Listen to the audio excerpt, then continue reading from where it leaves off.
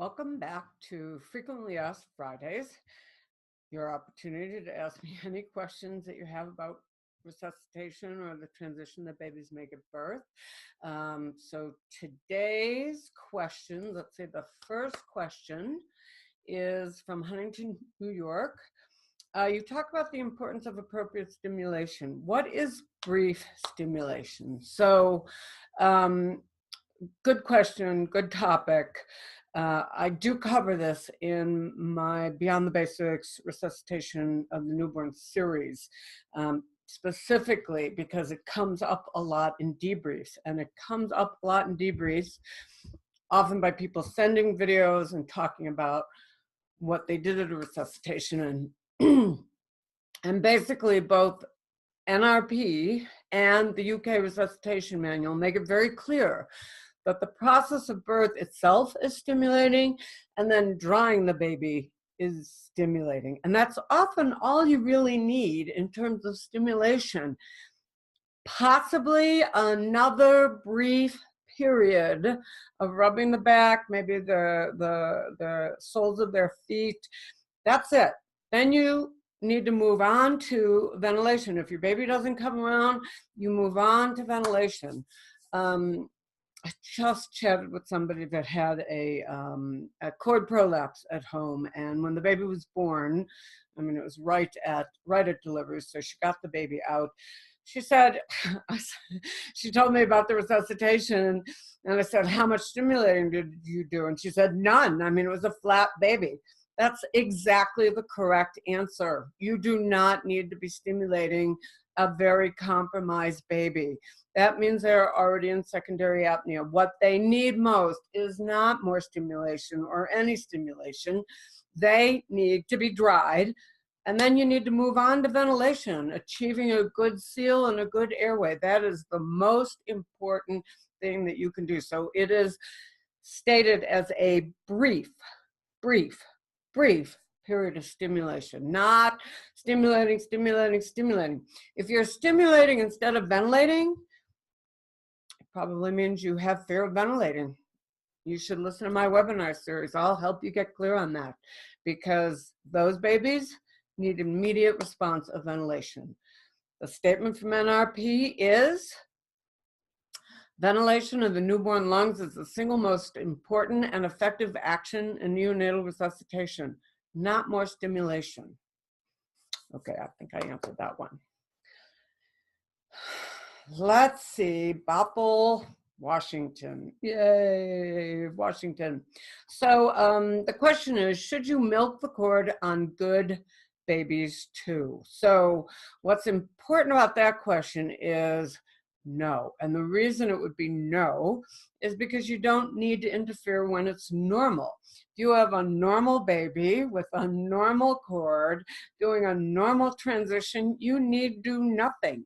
That's why it's so important to understand normal, because when you know normal, you know when it's not normal, and then you do the least amount necessary to get it back to normal. So you have a normal baby, you definitely don't need to milk the cord. You would milk the cord for, let's say, a compromised baby, a baby with a thin white cord.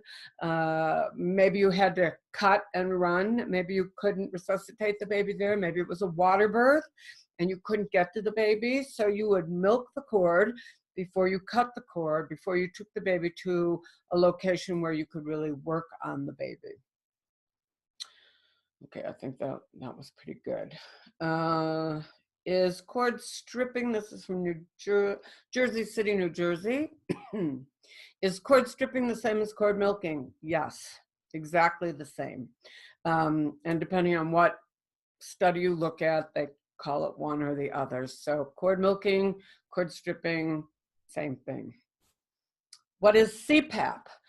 CPAP is continuous positive airway pressure, and that's usually given to a baby that's having difficulty breathing. It is not administered in the out-of-hospital setting. It is administered in hospitals. So if you had a baby that wasn't breathing effectively, that would wear them out. Maybe they were retracting, grunting, flaring, maybe having rapid respirations. They would get tired, they would wear out. So putting a baby on CPAP continuously puts air into the lungs so that the baby is not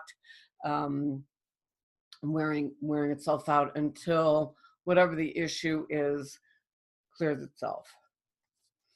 Let's see, one more for today. Yeah, these are just short ones. From Chesapeake, Virginia. How much air should be used if you do mouth to mouth? So I do go through that in my Beyond the Basics resuscitation of the webinar series if you're interested in getting the whole enchilada. But and I definitely go into mouth to mouth versus bag mask. And before I explain how much air, I just want to be clear that you should know how you should actually be doing bag and mask. You should understand how bag and mask works. But there are times when you don't have your equipment or your equipment isn't working, so you do need to know mouth to mouth. So it's kind of hard to describe because you don't really have a meter on your mouth like you would have in your self-inflating bags. See on here is a manometer, and you can see that little manometer move. It allows you to see how much air you're putting into the baby. That's why I love these Mercury medical bags, because of the manometer, it helps you see how much air, how much pressure you're giving the baby on those breaths. So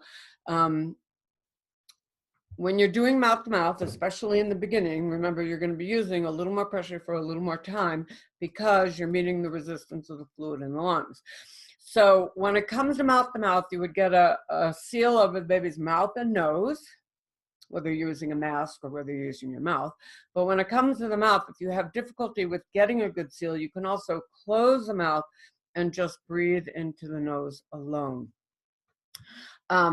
But the preferred method would be mouth and nose, and on most babies that should be enough. It's easier to feel that you've got a seal when you do mouth to mouth, and basically you're using the amount of air that you would keep in your cheeks. But you can't really blow from your cheeks. So it's about that much air. But the thing with mouth to mouth is this: you feel the air going in, you feel yourself hitting the resistance of the fluid in the lungs, and then you just breathe a little bit beyond that, and then you do that again. Remember, if you've taken my class, I talk about doing 5 inflation breaths. You do about 5. So a little more pressure for a little more time. So you breathe in, you can feel it. And that is the thing with mouth to mouth. It's very kinesthetic. You can actually like feel it in your body. You like hear it in your body. It's very reassuring. So often when people have been doing bag mask and they go through all the steps of Mr. Sopa and still cannot get a good seal, they will often try their mouth because it's easier to feel when you have a good seal. And again, you just breathe till you hit the resistance of the fluid, and then you breathe just a little bit beyond that, and then you do several of those. So I think that's it for today, for today's frequently asked Friday. I think this one is 8-5. If you have a question, a burning desire question regarding neonatal resuscitation, resuscitation of newborn, or transitions, please just drop me an email at info@karenstrange.com. I also invite you to check out the many webinars that I have online now, finally, at karenstrange.com/webinars, and just have a look around. Anyway, I'll see you next Friday.